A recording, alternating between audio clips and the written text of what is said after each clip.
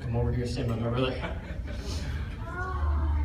Well, all those hundreds of speeches my dad was referencing, I've seen a lot of them, and there was one thing I never wanted to do, and that was follow one of them. And Rebecca came and gave me the great news about 15 minutes ago that I'd do just that for the first time.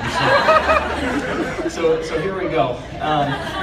The first thing I want to do is thank my parents, Mark and Denise, and Nancy and Harold Eklund for putting on a great wedding night to come.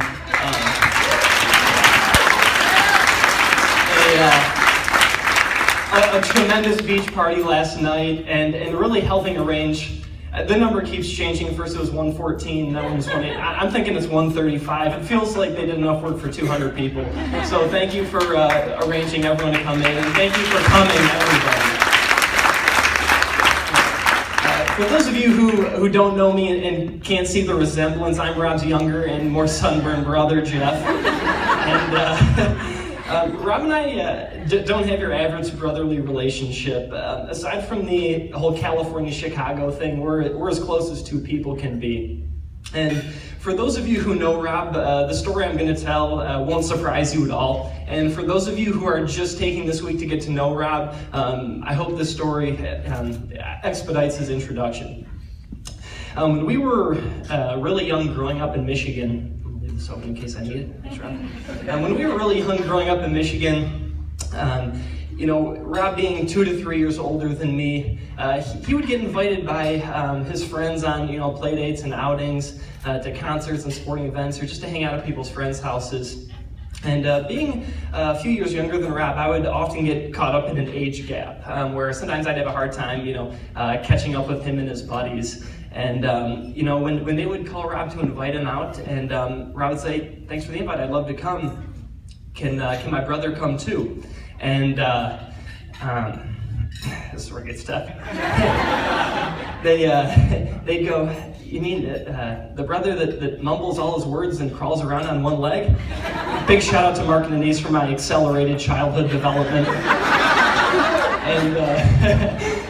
And he'd say, "Yeah, that brother, can he come along?" And sometimes they'd say, "Why don't you just come? You're our friend, why don't you just come?" And that would happen every so often, and Rob would say, "You know what, thanks for the invite, but I'm all set. If Jeff can't come, it's not really a place I want to be."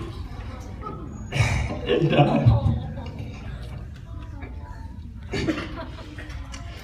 shoot, Ryan Felker up here in my back. This is an example of not really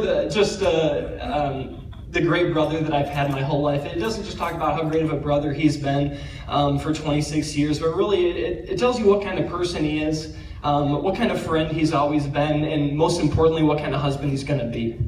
And Danielle, I know Rob loves you more than anything in the world, and speaking from experience, he'll always be by your side.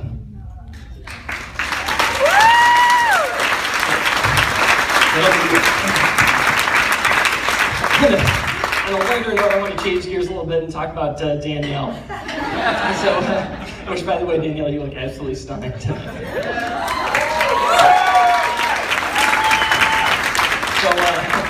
When Rob and Danielle first started dating out in California, I have to admit I'd only met Danielle once, maybe twice when they first started dating, and I certainly didn't know that much about her, and quite frankly, neither did our parents. I think about when you guys moved into your own place in Tahoe. I was talking to my mom on the phone one day, and she was just asking about Danielle and things about her and how you guys were doing, and she's like, "I know you guys talk all the time, so fill me in on everything." And I said, "Honestly, they're doing great. There's one small thing. I think Rob might be in an abusive relationship." And she goes, "Wait, what do you mean?" Denise starts panicking, and I said, "Danielle won't allow internet or TV in the house." And she goes, "Oh, Jeffrey, they're just like to be outdoors and they're adventuresome." And I'm like, "I don't know, Rob really wanted access to internet." And she's like, "No, they're just adventuresome people, and I never wanted it for you guys, and blah, blah, blah." And I'm like, Mom, spare me. Come Christmas time, I'm signing their asses up for Comcast. And I think we all know how difficult it would be for Danielle to cancel that service. It was going to be the gift that keeps on giving. And now, I can't say how it happened, but as of May 28th, 2016, they are not only a happily married couple, but they are proud cable subscribers.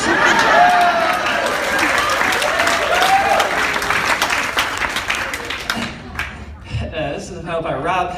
Ever since you proposed to Danielle and the wedding date was set, people have been referring to me as the best man. And while I'm honored to hold such a title, it's an impossible role to fill standing next to a man like you.